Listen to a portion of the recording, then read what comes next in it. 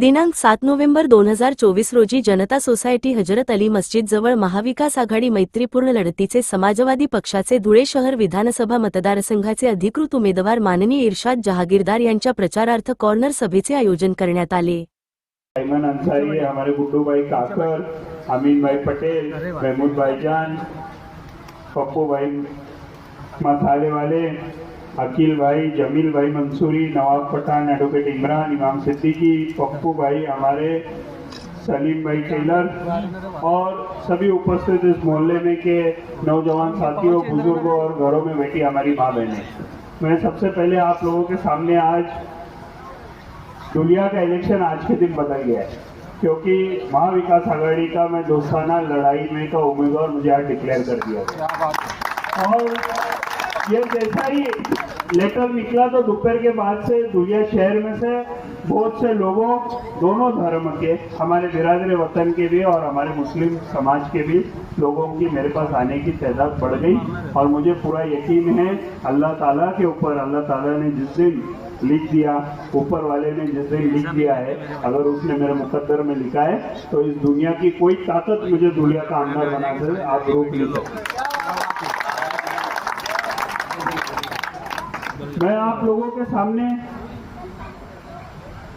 ये बात रखना चाहता हूँ, जैसा पप्पू भाई ने बोले कि मेरे जितने उम्मीदवार है मेरे सामने, ये तीनों उम्मीदवार मजहब के नाम पे वोट मांग रहे, और मैं एक में उम्मीदवार है आज लड़ाई में जो विकास के ऊपर, आपके बच्चों का भविष्य बदलने, आपका भविष्य बदलने, आपके गली मोहल्ले का नक्शा बदलने के लिए मैं आप लोगों से वोट मांग रहा हूँ। और मैं ये वोट इसीलिए मांग रहा हूँ कि मैं शहर दुनिया की 16 साल जब खिदमत किया, तो जब 16 साल खिदमत कर रहा था तो मुझे लगा कि शहर दुनिया के हालात दिन में दिन खराब होते जा रहे।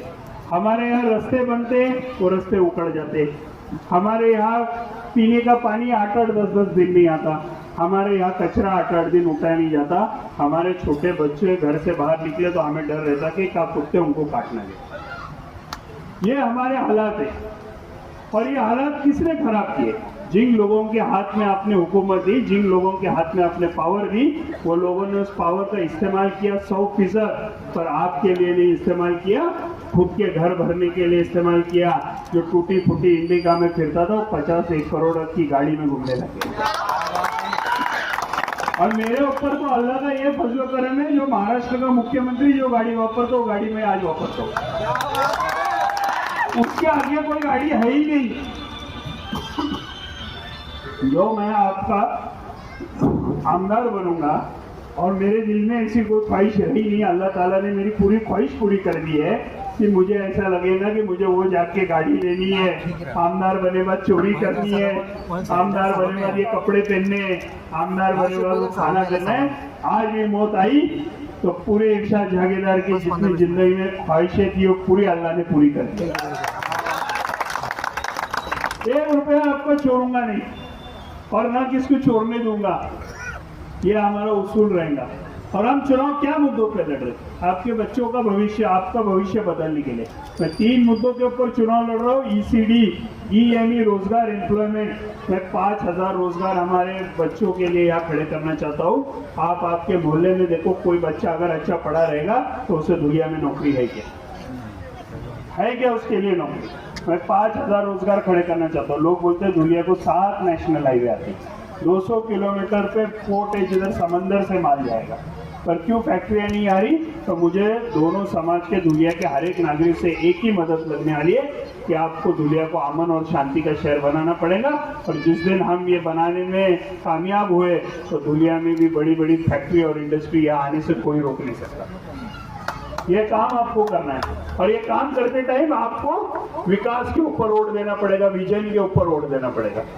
हमारे बच्चे जो स्कूलों में पढ़ रहे गरीब के, वो स्कूलों को खिड़कियों को काज भी नहीं है, ये परिस्थिति है। और मैं ऐसे 10 स्कूल हम गरीब बच्चों के लिए बनाना चाहता हूँ, जिधर हमारा गरीब का बच्चा पढ़ रहा है, जो हिंदुस्तान की टॉप स्कूल में अंबानी का पोता पढ़ रहा है वो भी वही पढ़ रहा होगा, हमारा गरीब का बच्चा भी वो पढ़ रहा होगा। और जब हमारा जनता सोसाइटी का बच्चा परीक्षा देगा तो वो भी अंबानी के बच्चे को पीछे छोड़ेंगे, इतना मुझे पूरा यकीन है। हमारी लड़कियां 10वीं के बाद स्कूल कॉलेज से निकाल दी जाती है, कॉलेजेस के बाहर तवाखोरों की टोलियां बैठी है, बदमाशों की टोलियां बैठी है, इसके ऊपर कोई बोलने तैयार नहीं है।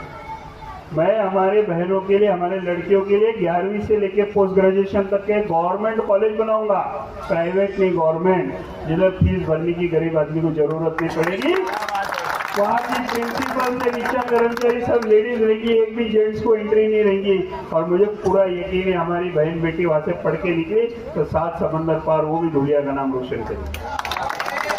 जनता सोसाइटी में का कोई गरीब बीमार पड़ा, जनता सोसाइटी में का कोई गरीब बीमार पड़ता, उसकी तबीयत खराब होती तो बम्बई हलाना पड़ता है कि नहीं, चंदा करना पड़ता है कि नहीं।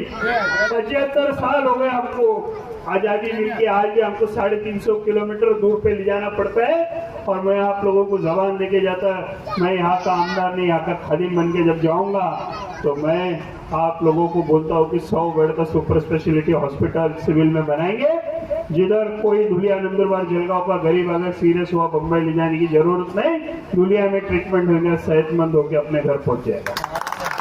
इससे तो गरीबों की मैं ये हालत देखा है कि एम्बुलेंस में बम्बई ले जाते उनकी रूह कब्ज हुई है। अरे इनके जो लोग इंतकाल हो चुके हैं, जिंदगी और मौत तो अल्लाह के हाथ में, पर व्यवस्था खड़ी करना तो तुम्हारे हाथ में थी, का तुम भी अल्लाह की नजरों में दोषी रहेंगे। और सिविल जाने को मुझे बोलो 100-200 रुपए खर्चा आता कि नहीं। मैंने डिक्लेयर किया है आमदार बने बाद 270 बोरवेल जब अगर मैं कर सकता हूँ तो 4 बसेस में शहर के 4 कोने से छोड़ूंगा। सिविल की चिट्ठी बताओ और बस में जाओ। मुझे तो लोग बोले इससे भाई फ्री में करो ही मत, अमीन भाई बोले 20-25 रुपए हमारे से ले लेना, पर हमको सिविल पहुंचाओ 200-300 रुपए हमको खर्चा आता है एक दिन सिविल जाने के लिए।